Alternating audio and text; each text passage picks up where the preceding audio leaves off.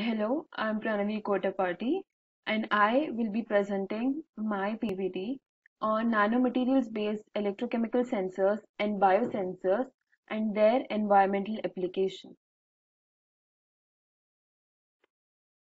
So, what are nanomaterials? Nanomaterials are materials that have their internal or surface structure engineered to be at a nanoscale, that is 1 billionth of a millimeter. These cannot be observed by a naked eye and hence are studied under complex microscopes. Their size makes them more complex but also more advantageous as they have unique optical, magnetic, and mechanical properties. They are used in various fields and are demanding right now. So here is a nanoscale. This is a general scale. The advantages of nanomaterials are that they have a greater surface area to volume ratio, which can lead to greater chemical reactivity and increase their strength. Also, at nanoscale, the quantum effects are much more important and are easier to study as these characteristics lead to a significant change in their optical, electrical, and magnetic behaviors. These range of commercial products are available in is very broad and these are stain resistant, wrinkle free textiles, cosmetics, sunscreens, electronics, paints and varnishes. Nano coatings and nanocomposites are finding uses in some nanomaterials occurring naturally. Some are synthetically produced, which are man-made, and they are also designed for usage in many commercial products according to the needs. These are various applications of nanomaterials, the particles, used in textile, biomedical, healthcare, food and agricultural, industries, electronics, environment, renewable energy.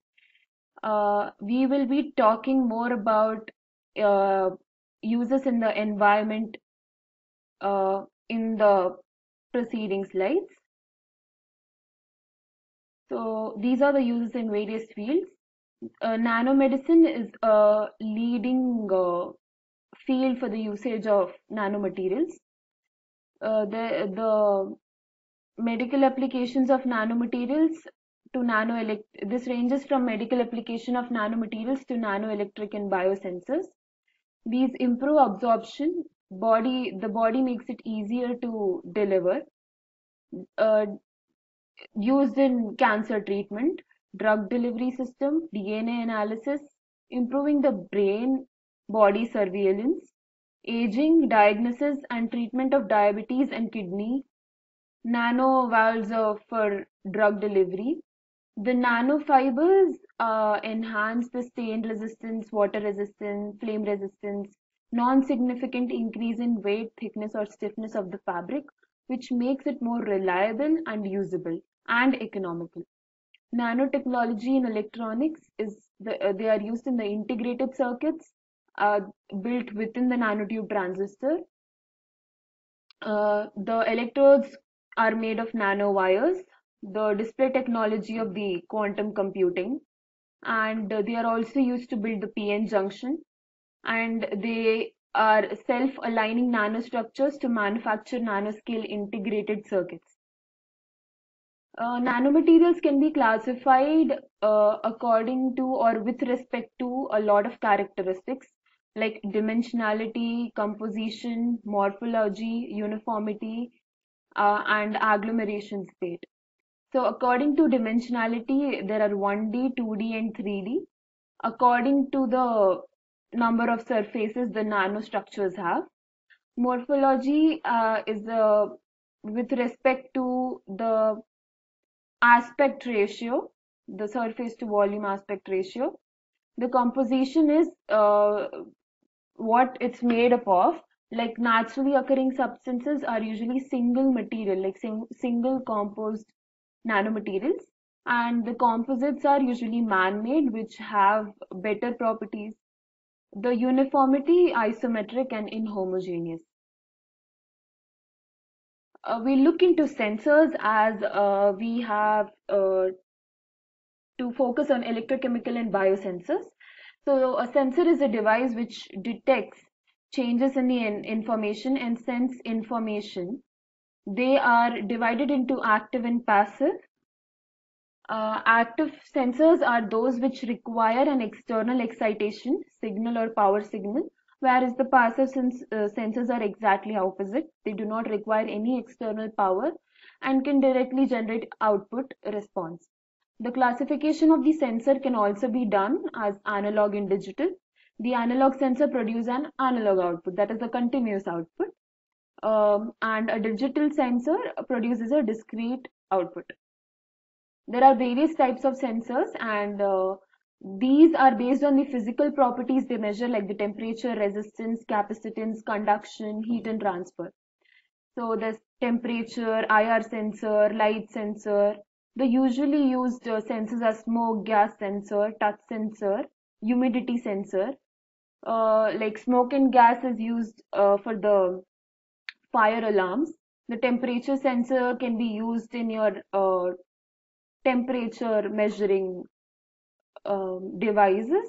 Similarly, the humidity sensor is used for in a device where the humidity in your environment is calculated. The touch sensors are used everywhere these days.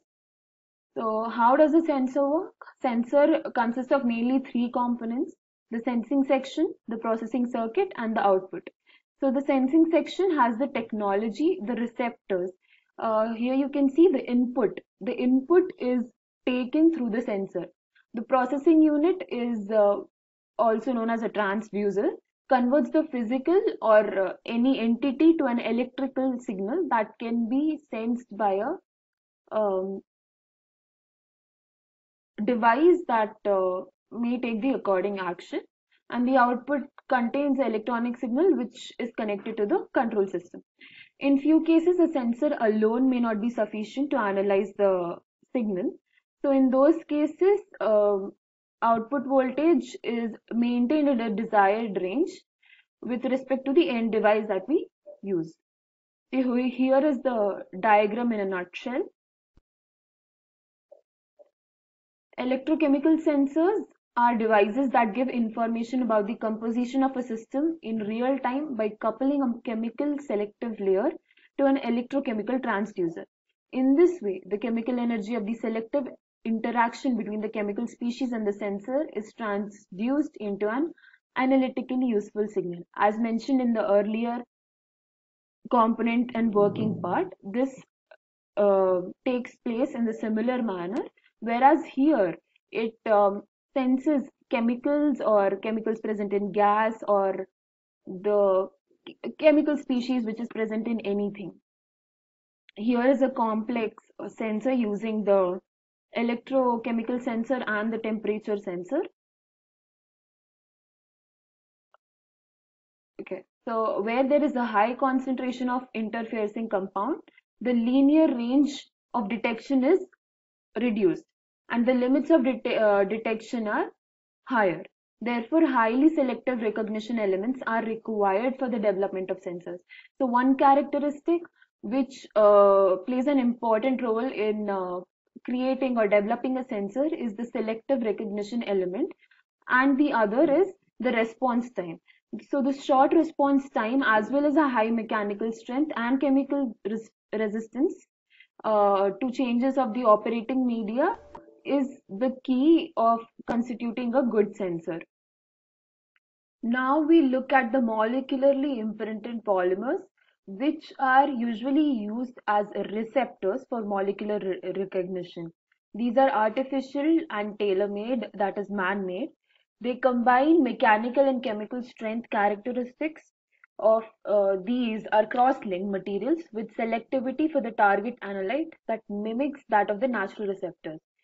So, due to the combination of the mechanical and chemical strength characteristics, this receptor it is easy to use, and it can be really easy for it to identify the particular object or the chemical. Now we look at biosensors. So biosensors are similar to chemical sensors. Instead, over here, this device detects and transmits and records information regarding a physiological or biochemical change. And it consists of three parts: the biological detector, transducer, and processing unit.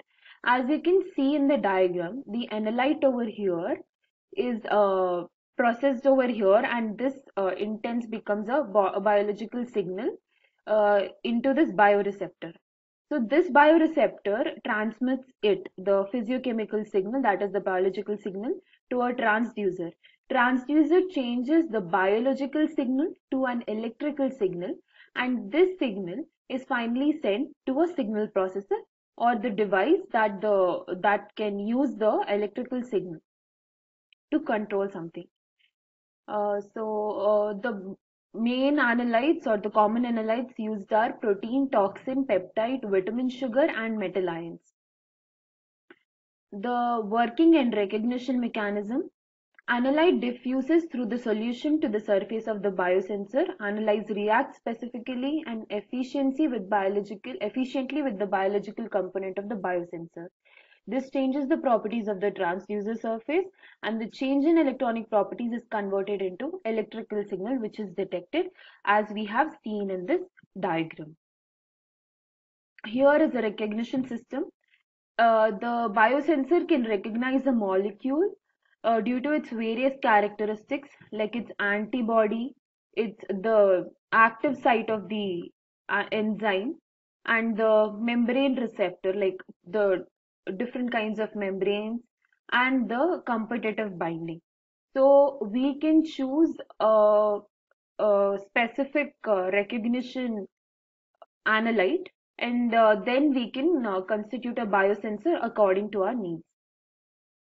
We look at the environmental applications of the biosensor. We'll mainly take the topics of pollution control, like heavy metals in water and soil, and also we'll look at the pesticide detection in the soil. So coming back to the heavy metals, uh, this is mainly performed using spectroscopic techniques like atomic absorption spectroscopy, inductively coupled plasma mass spectroscopy, X-ray fluorescence, and neutron activation analysis are the most commonly used. But these are expensive materials and require qualified operators, and these are performed in multi-step, like sample preparation and then complex analytic procedures, which are unsuitable for on-time or a quick measurement. Uh, and so we use electrochemical devices because these are user friendly and require really simple procedures. They are low cost and well suited for the miniaturization and automation in measurement with minimal sample of changes. So in the above or the previous used methods, it used to be really tedious and difficult to uh, sense or locate or detect any change. But due to the electrochemical devices, we can know it within a few seconds, and it is really easy for the measuring of the change. So the non-essential heavy metals, like which affect the surface water, are cadmium, chromium, mercury, lead, arsenic, and antimony. These are the common heavy metals. So what happens is when the industrial waste is thrown out into the river bodies, there's a lot of metals used in the process, and hence these pollute the environment around, specifically the water. These are non-degradable, due to which it becomes more important to get rid of them, as they go into animals or us, like species, and as they're non-degradable, these settle down there and affect the whole body. The use of biosensors for individual or continuous measurement is dependent on the type of the biological active element. So here, since the biological compounds such as cholesterol, glucose, urea, etc., are generally non-electroactive, The combination of reaction is needed for obtaining an electroactive element, which leads to a change of current intensity. So generally there is a reaction between an electroactive element, but due to the compounds, the biological compounds mentioned are not electroactive element, these do not produce a required intensity at the receptor, due to which there is a change in the current intensity, due to which we can also detect that there is a particle, there's a biological component present over there. So here is a sample diagram. It's not the exact one, it's a sample diagram of how we can detect. So here is a receptor. This is a AG film used over here. The nanoparticle reacts with the AG film over here, and due to which it gets attached to it. And as here it's attached, it continuously sends a signal. It sends a signal to the uh, receptor over there, and that receptor takes this electrical signal uh, into the transducer, which helps us to get an electrical signal from the chemical signal. Let's talk about pesticide detection. We will focus on the alkaline phosphatase, also known as ALP pesticide detection. So there's a broad substrate specification and it exhibits maximum activity in alkaline pH solution. It is a metalloenzyme having its active centers at magnesium and Zn2 plus ions, that is zinc ions. The chemicals like organochlorine, organophosphates, carbamates, and a few heavy metals can be detected through this. The reaction occurs when the enzyme catalyzes the reaction of numerous inorganic and organic compounds. So here is an electrode, here is a platinum electrode. The platinum electrode consists of a few layers and a few other components. So when there are particles reacting to this, it can detect whether it's like the chemicals mentioned over here or a few organic compounds that are not harmful, and according to it, uh, it sends a message to this. And these are all the receptors. The transducer takes the signal and it converts it into an electrical signal, and here we can see a output. So this is the output uh, which is obtained by the connected device. We can program the connected device such as to give us various kinds of outputs, maybe a graph or a composition, and accordingly we can use the data in our research. So here is a brief, the conclusion of what we have seen throughout the PPT. We have talked about nanomaterials in electrochemical sensors and biosensors, and we have talked about how the sensitivity, selectivity, short response time, the range of particles, the detection, and the surface to volume ratio can affect the sensor and how it improves the quality of a sensor. We have seen various applications and types of sensors and their usage in various kinds of industry like food industry, and mainly we have seen the usage of them in the environmental and health uh, fields. We have talked about pesticide detection and heavy metals. Thank you.